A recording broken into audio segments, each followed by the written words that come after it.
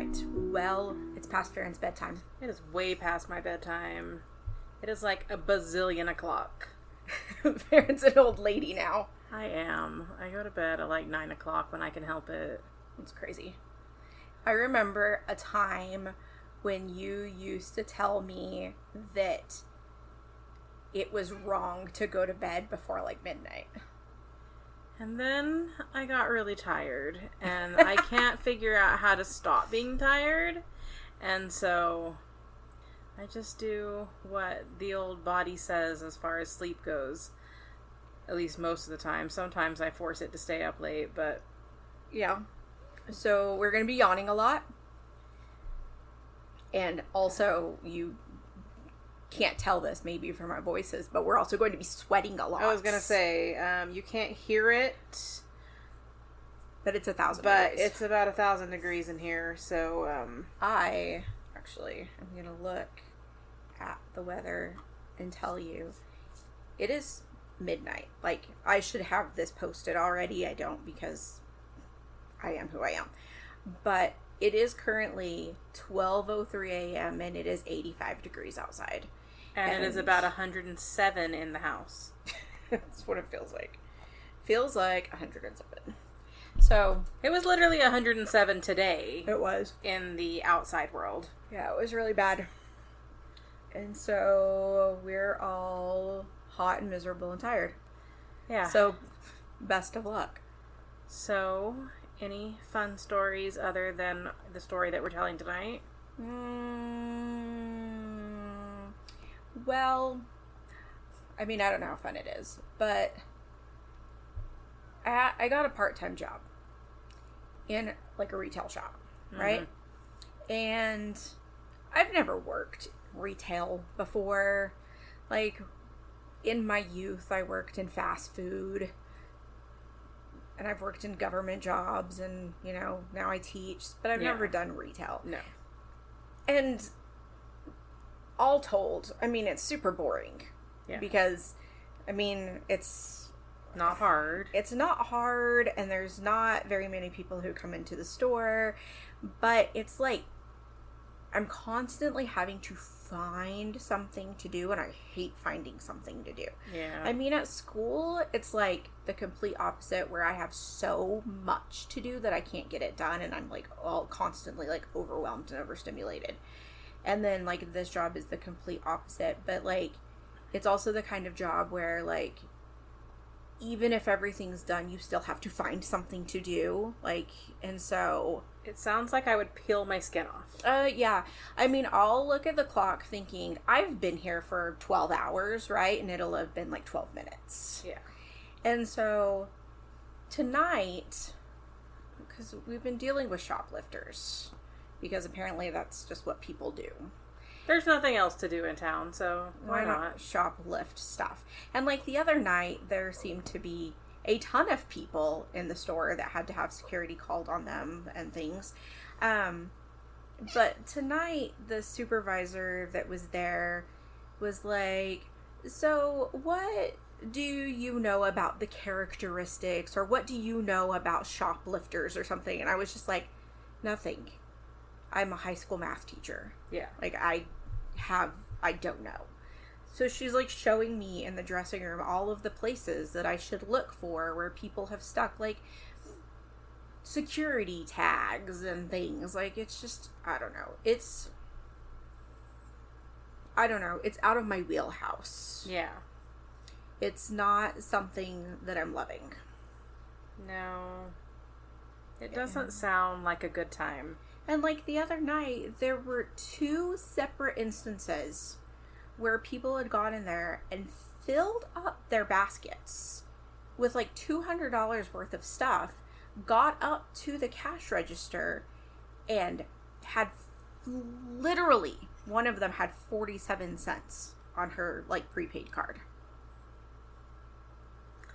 It's about how much I have in my bank account, but I'm also not going and filling up baskets full of stuff. Right, and I have complete sympathy for people who, you know, are down on their luck. Mm-hmm. And there have been times in our lives when we've been down on our luck. Oh, yeah. But On those times when I was literally counting pennies to put gasoline in my car, I was not going to the store and trying to buy $200 worth of clothes. Right. And so I don't understand, and it's frustrating, and it almost makes me wish it was time to go back to school. That's sad. It's so sad. Yeah. I had one of my former students come in tonight buying baby things because she's pregnant. But she's an adult now, so, yes. you know. And then this other kid walked in tonight and he was like, "Why do I know you?" And I was like, "I don't know. Was I your math teacher at some point?" Mm-hmm. I wasn't, but he just had seen me at school. So, but it was pretty funny. So anyway, that's my funness. Oh, I also started taking my ADHD medication again. Yeah. And it makes my mouth so dry. And so I have been drinking tons of water, which I mean, I guess good because I should be drinking tons of water, but it's like necessary because my mouth is so dry. So, what about you? Nothing exciting. I just realized that is today still Tuesday?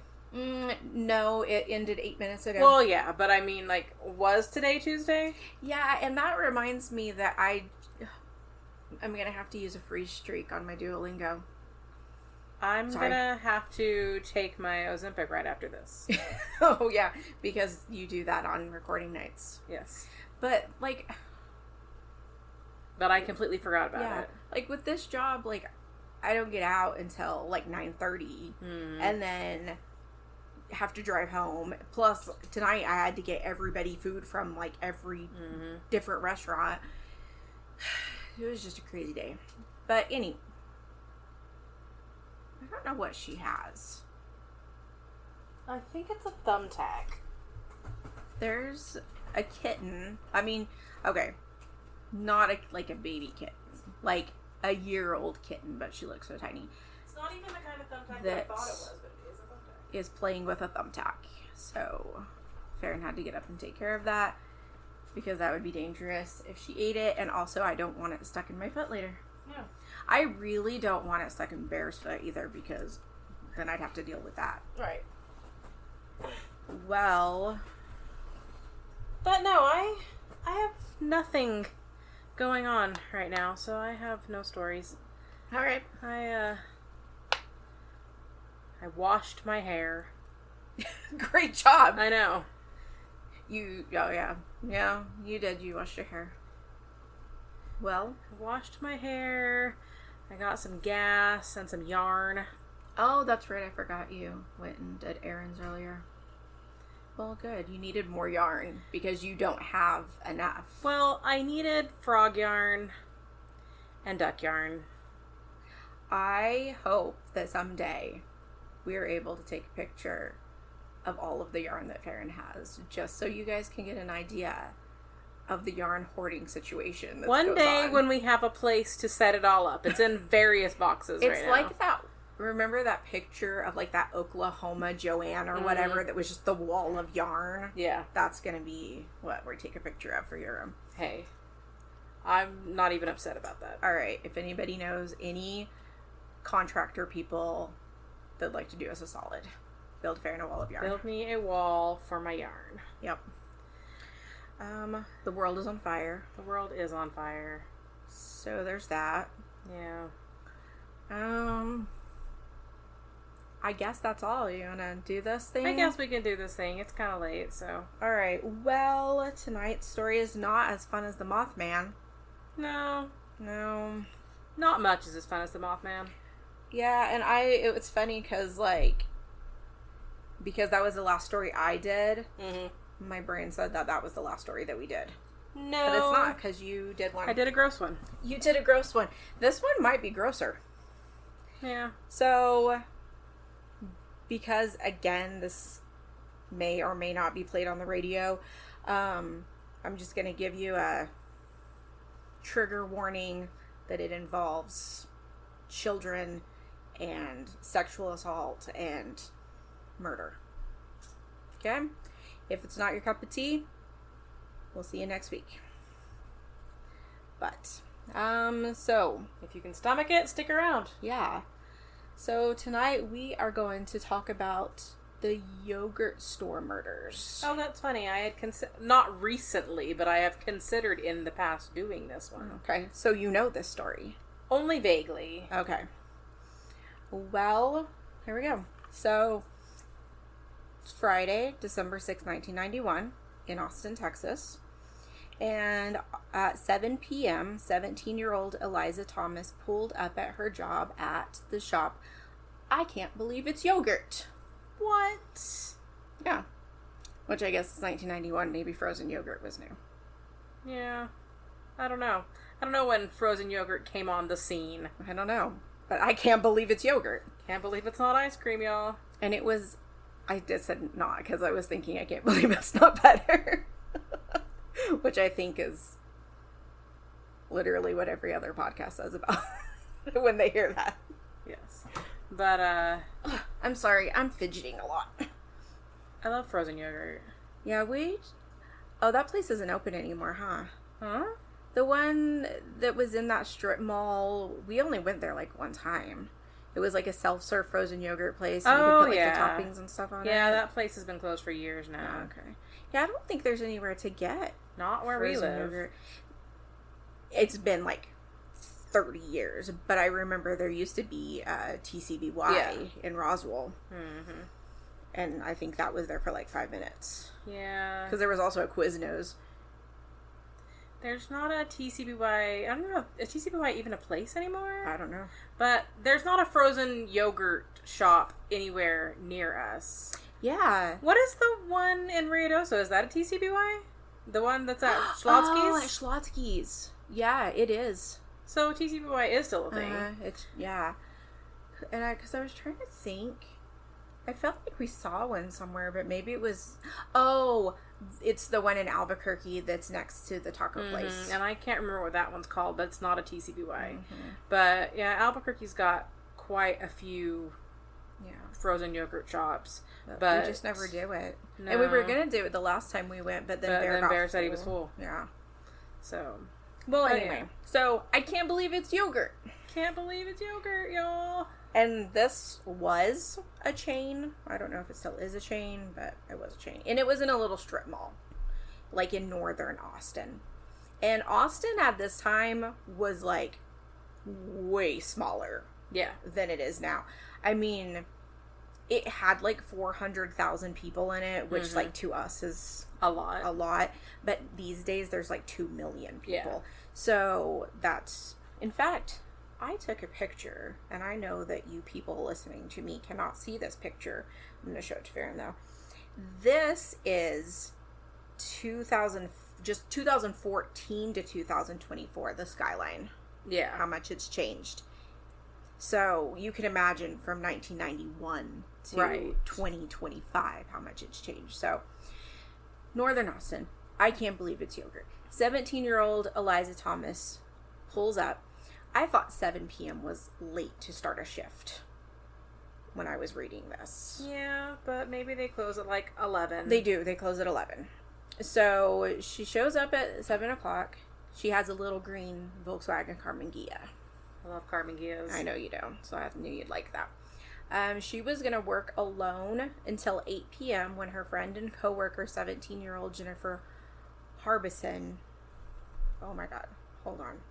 Because I wrote it wrong, and now I feel like I'm saying it wrong. Oh, it's Harbison. Okay. All right. Jennifer Harbison pulled up in her little blue Chevy S10. They were scheduled to work together until the shop closed at 11 that night. Remember before COVID when businesses would stay open past like 9 o'clock? Yeah. Yeah. And then they pretended that they started closing early because of COVID, even though most of them didn't believe in COVID. Yeah, and then they never started staying open late again. Yeah. And now you have to try to get everything done by like 9 o'clock at night. Yeah. It's impossible. Especially the places where Walmart closes at 9 now. Like, ours at least stays open till 11, but, like, there are so many places where Walmart closes at 9. Yeah, I can't imagine... There were some in Albuquerque that closed at like 8. Yeah. I just can't imagine, especially, like, for the normal working person getting off at 5 o'clock and then having to try to get all of that stuff done before 8 o'clock, plus dinner, plus whatever. Yeah. Like, it just seems so crazy. No, I'm not. Okay. So, anyway, they close at 11. So, meanwhile, Jennifer's little sister, Sarah, who is 15, and her best friend, Amy Ayers, who is 13, were at the North Cross Mall. And since this is early 80s, you know, malls were new and cool, and that's where everybody was hanging out. So, malls were radical back then. They were. And now they're just, like, empty. In fact, I think I was reading that this particular mall is, like... She's playing with my watch. I just don't know why she's under there. She's playing with my watch. Is, like, a ghost town. There's, like, an ice skating rink in it and, like, one store or something.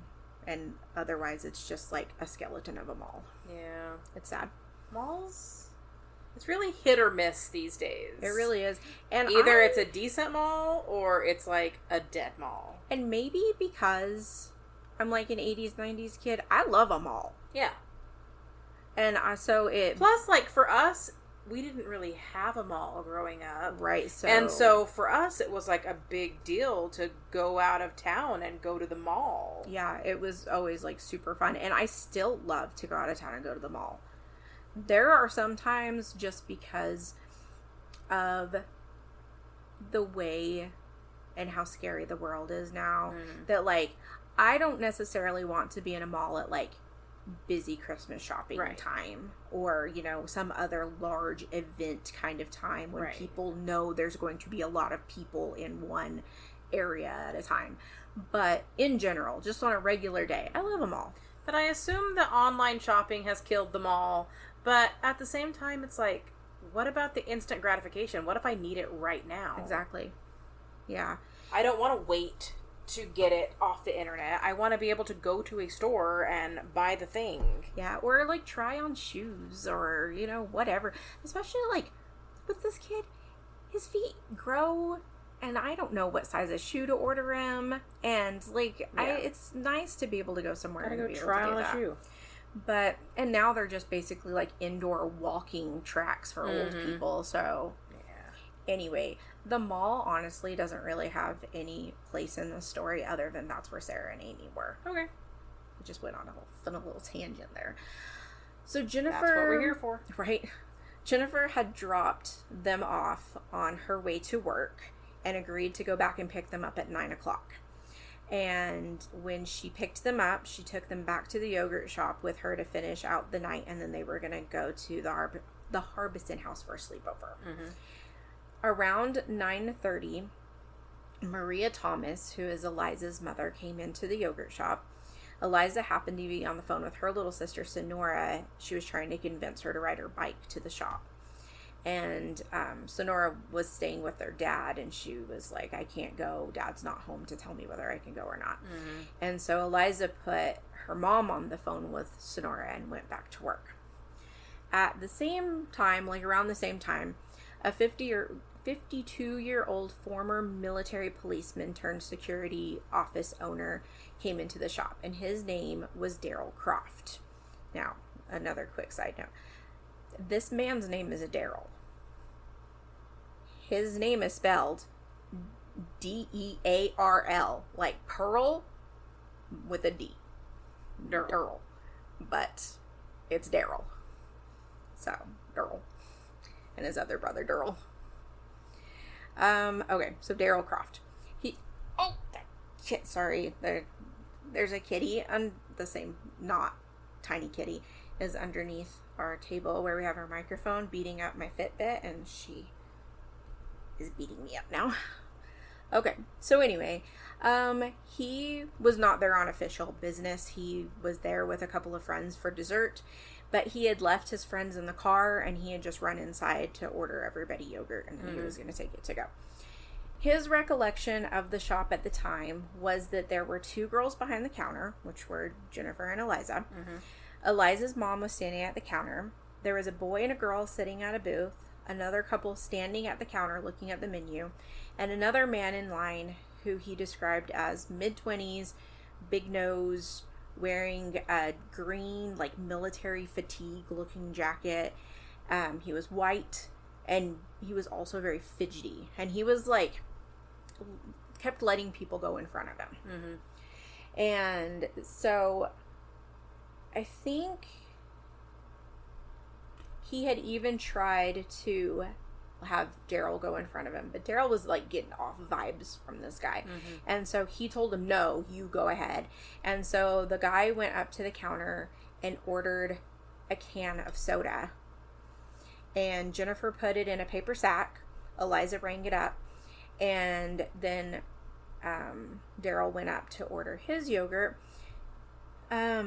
He also said that while he was in line with this man, the man asked him if the car outside with the lights on top was his, and Daryl said yes, it was.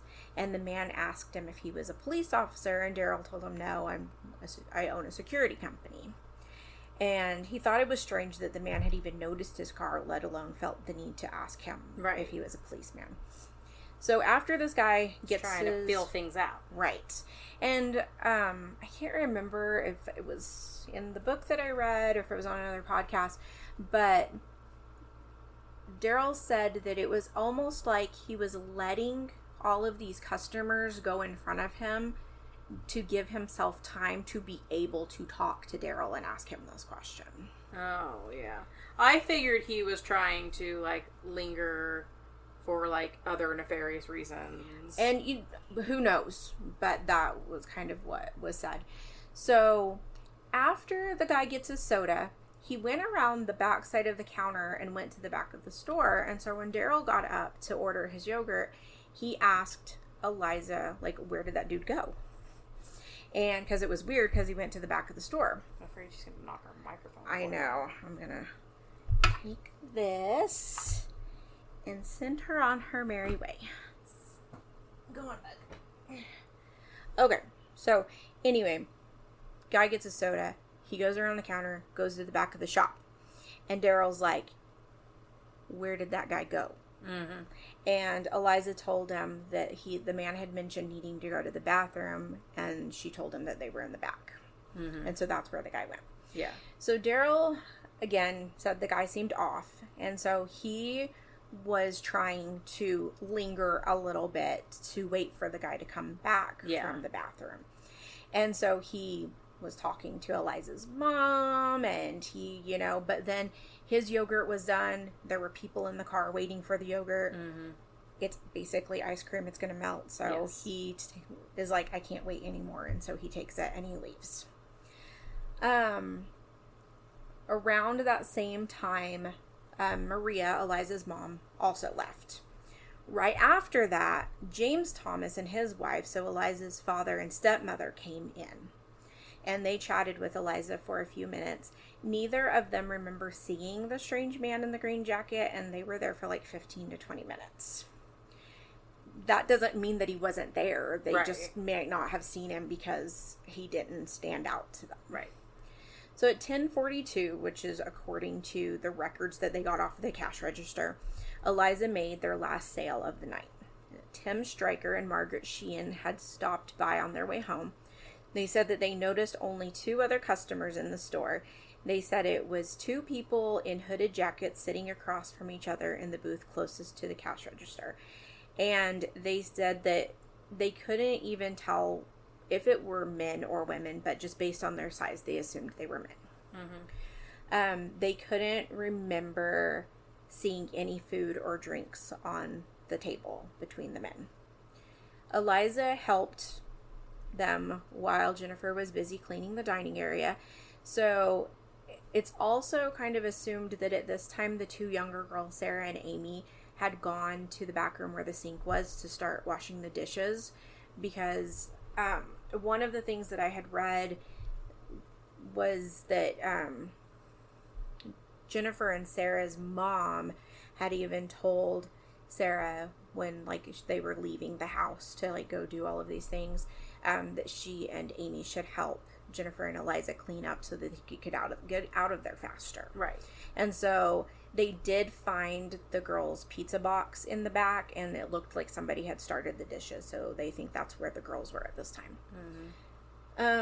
Let's see. So Margaret says she looked at the time when they left, and it was 10:47.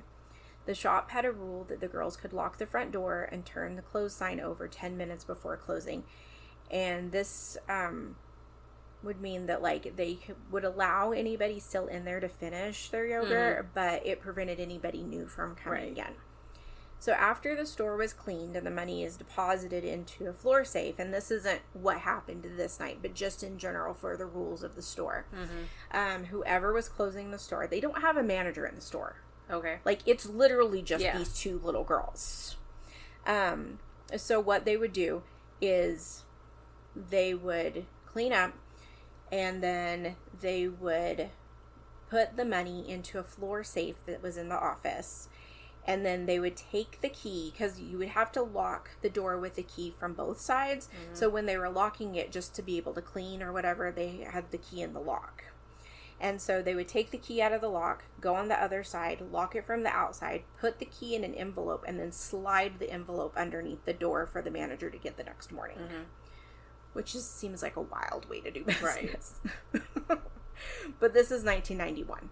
So I guess it wasn't strange to have two children closing your store for you. I don't know. It just seems crazy, especially that late at night. So, where am I at? Okay, so the men at the booth were still there when Tim and Margaret left. Okay. So now I'm going to tell you about the girls. Okay. So Jennifer and Sarah Harbison were the only two children of Mike Harbison and Barbara Soracci. I don't know. It's an Italian last name. I don't know how to say it. Yeah. The girls had been born in New Boston, Texas. And as a family, they had all moved to Austin so that Mike could attend college, and then they moved back to New Boston. However, Barbara missed the larger city and the opportunities it provided, and so when the girls were 5 and 2, she decided to divorce Mike and move the girls back to Austin. Not long after she moved back to Austin, she met a technician for Dell Computers named Frank, and they got married. Okay. Barbara and the girls all had to convert to Catholicism before the wedding, and they ended up attending Catholic school up to high school, so through middle school. But then they wanted to go to public school. In 1991, when this happened, they were both attending Sidney Lanier High School. Jennifer was a senior and was on the varsity track team. She was the president of her school's FFA and had just been nominated as FFA Queen. Ooh. I know. And our entire lives, this was Future Farmers of America. I think these days they still use the letters, but I don't think that's what it stands for anymore because they've moved away from it strictly being ag related. So I can't speak to that, but I have heard that it doesn't actually stand for that, but because that's like the known name of it, they keep calling it that. So anyway, she had a steady boyfriend named Sammy. She was working at I Can't Believe It's Yogurt, or ICBY, kind of like TCBY, but it was ICBY, to help her dad make the payments on her new Chevy S10. And the deal for that was that she had to help make the payments, and she also had to drive Sarah around for her to get the new truck. So Sarah was a sophomore at Sidney Lanier High School. She played basketball and volleyball. She was active in student council, and she also participated in FFA.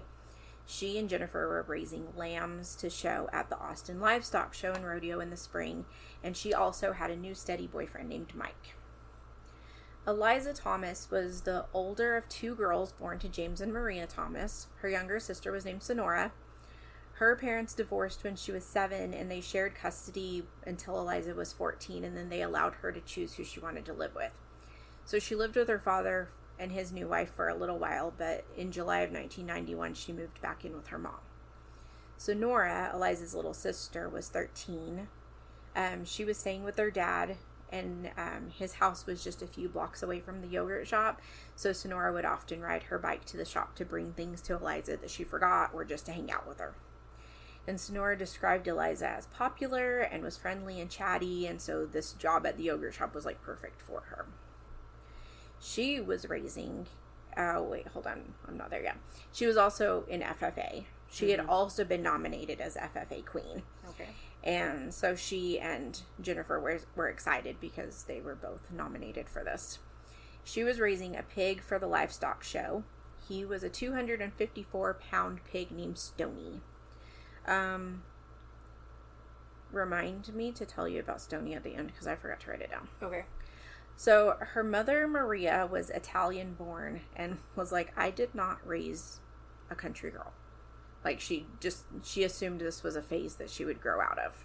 Mm-hmm. And Sarah and Jennifer's mom was kind of the same way because, like, this was a woman who was like, I don't want to live in the country. I want to live in the city. I don't know why my girls are, like, country. Mm-hmm. But they were. That was just their aesthetic, I guess. Let's see. So Eliza was actually working 2 jobs. She worked at the yogurt shop, but that she would also escort a 9-year-old boy to gym lessons twice a week. It's like, how do I get that job? Right. That seems easy. In addition to the yogurt shop, I just already said that. According to another employee at the shop, Eliza was always trying to make more money because her mom didn't make very much. But she also spent a lot of her money maintaining her bright green 1971 Volkswagen Carmen Ghia. And her mom said that car was her pride and joy. And she knew how to work on it, and she had even asked for car parts for Christmas. Nice.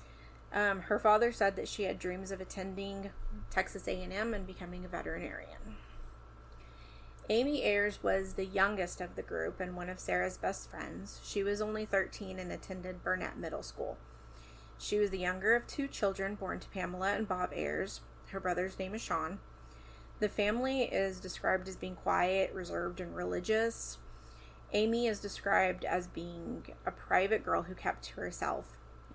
Despite being so young, though, she had been given, like, special permission to be an active junior member of the Lanier High School FFA.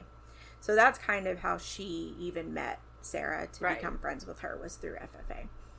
Bob Ayers described his daughter as all cowgirl. She spent a lot of her childhood on a ranch and had been riding horses since she was 3. Sometimes she liked to leash up her pig and take it for a walk. As one should. Yeah. She also wanted to be a veterinarian when she grew up. So, she seems to be the only one that was, like, raised as a cowgirl. Yeah. But they were all, that's kind of, like, why they were all friends, because it was like cowboy girls. Cowgirls. Cowboy girls. Cowboy girls. Yes. Clearly, I'm a cowboy girl. Clearly. All right, so back to December 6th, which is not a good day. So around 11:45-ish, George Barney, who owned a business in the same strip mall, noticed smoke around the electric panel on one of his walls. And as he opened the back door, he happened to see a police car driving towards him, because around the same time, a rookie patrol officer named Troy Gay had also noticed smoke in the air and drove over to see where it was coming from. He called the fire in at 11:48 p.m., and at this time, it was assumed that it was probably a normal kitchen fire. He saw that the store was closed, the lights were off. He thought maybe somebody left a burner on a stove, and it caused a fire. Yeah. So, the fire department sent 4 units to the shop. Renee, Hector Garza, and David DeVoe were in charge of, like, going into the store to find the source of the fire. Mm-hmm. There were other firefighters that were, like, fighting the fire, but they were, like, going into the store. So they noted that the front door was locked and used a crowbar to open it. The smoke was so thick in the shop that they had to crawl on their hands and knees, and they found the fire in a back storage room. The hottest flames started about halfway up the southern wall where they assumed the stove would be. Mm-hmm. But because of the smoke and then the steam from the water hitting the fire, it was really hard to see anything in the store. They were able to get the fire out pretty quickly, though, but Garza said that DeVoe shook him because of their masks and low visibility. They were mostly communicating through, like, gesturing or, like, touching. And he said DeVoe shook him and asked him, "Is that a foot?" And they looked over and they found one of the girls' bodies. Oh, geez. And then they kind of backed up and they found another body. And so Garza runs out to talk to his battalion chief and tells him there's 2 bodies in there. They're both nude and they're both children. And so they are like, okay, we need a homicide detective and we need an arson investigator. So, like I said, Austin was small for, what it is now. And there was, like, no crime. Like, right. It was, like, relatively, like, small crimes at this time. And so Sergeant John Jones was the only homicide detective out that night. So he receives the call, and coincidentally, he also happened to have a news crew doing a ride-along with him that night. Mm-hmm. And the news crew was, like, bored out of their minds during this night because there wasn't anything going on. Well, they're not going to be bored anymore. No. And they were looking forward to heading to Houston the next night, thinking that there would be more excitement. Mm-hmm. So as Jones is heading towards the scene, he's updated that they found a 3rd body, and then again that they found a 4th body. All right, guys, thank you for listening to part 1 of the Twisted and Mysterious podcast. Remember, people are gross and don't get murdered.